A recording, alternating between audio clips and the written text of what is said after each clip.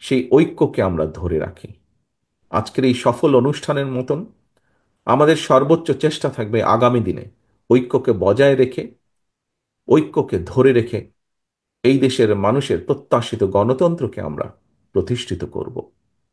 এই দেশের মানুষের প্রত্যাশিত সংস্কার প্রক্রিয়াকে আমরা সকলে মিলে আলোচনার মাধ্যমে সকলে মিলে বাস্তবায়ন করব।